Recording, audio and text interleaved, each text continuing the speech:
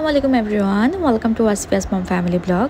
I hope যে যেখান থেকে আমার আজকের ব্লগটি দেখছেন আশা করছি সকলে অনেক ভালো আছেন। আমিও আলহামদুলিল্লাহ আপনাদের দোয়ায় বেশ ভালো। এই দিনটি ছিল আমার ননদের আগদের পরের দিন সকালবেলা।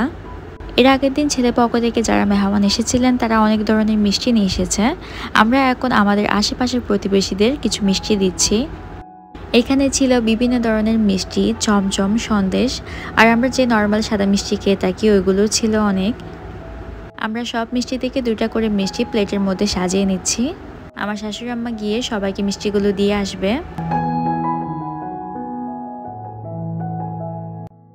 আমার ননদের আগের দিন ওর থেকে কোনো রকমের সই নেওয়া হয়নি, আজকে কাজে চলে আসলো সই নিতে। ওকে আজকেও মাশাল্লাহ অনেক সুন্দর লাগছিল। সেই দিন দুপুরের পরে আমরা ননদ ভাবে চলে গিয়েছিলাম ফিনলে স্কয়ারে। আমাদের চট্টগ্রামের মধ্যে খুবই সুন্দর একটা শপিং মল। আমাদের বাসা থেকে ফিনলে স্কয়ার অনেকটাই দূরে, সেজন্য সচরাচর আমাদের ফিনলেতে যাওয়া হয় না। সামনে যেহেতু আমাদের বাসায় বড় ইভেন্ট রয়েছে, আমার ননদের বিয়ে, সেজন্য কেনাকাটা তো অবশ্যই করতে হবে।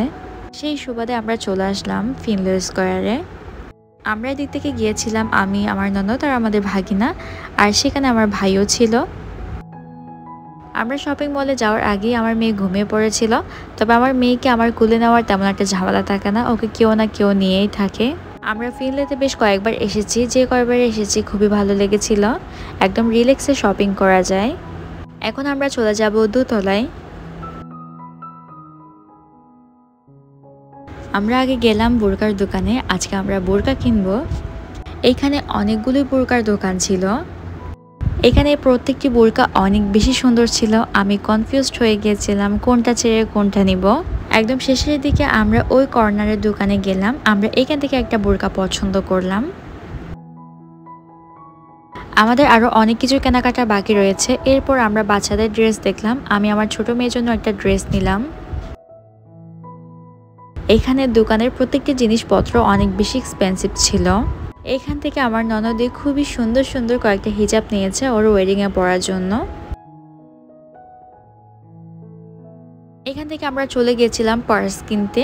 এখানে প্রত্যেকটি পার্স অনেক বেশি সুন্দর ছিল, কোনটা ছেড়ে কোনটা নিব আসলে বুঝতে পারছিলাম না। এরপর এখান থেকে চুজ করে একটা হোয়াইট কালারের হ্যান্ডব্যাগ নিয়েছি। এরপর এখান থেকে কিছু স্কিন কেয়ার প্রোডাক্ট কিনলাম, ময়শ্চারাইজার, সানস্ক্রিন এবং হেয়ার স্প্রে। এরপর চলে গেছিলাম পারফিউম দেখতে। পারফিউমের স্মেলগুলো এত বেশি ভালো লাগছিল।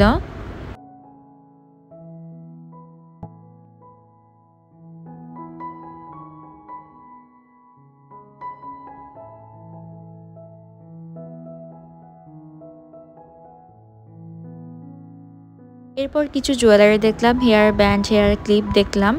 এখান থেকে তেমন বেশি কিছু কেনা হয়নি।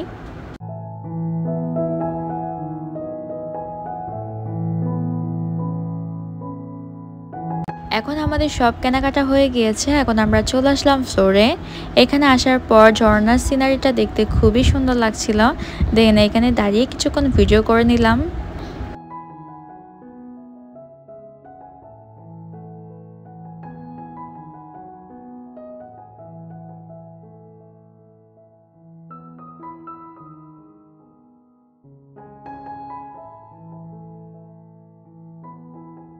এখন আমরা বাসার উদ্দেশ্যে রওনা দিব, প্রায় সন্ধ্যাবেলা হয়ে গিয়েছে। বাহিরে দেখলাম অনেক বেশি মানুষ ছিল। এদিক থেকে যাওয়ার পথে আমার ভাই বলল এখানে অনেক ভালো ভেলপুরি পাওয়া যায়, দেন আমরা কিছু ভেলপুরি খেতে বসলাম।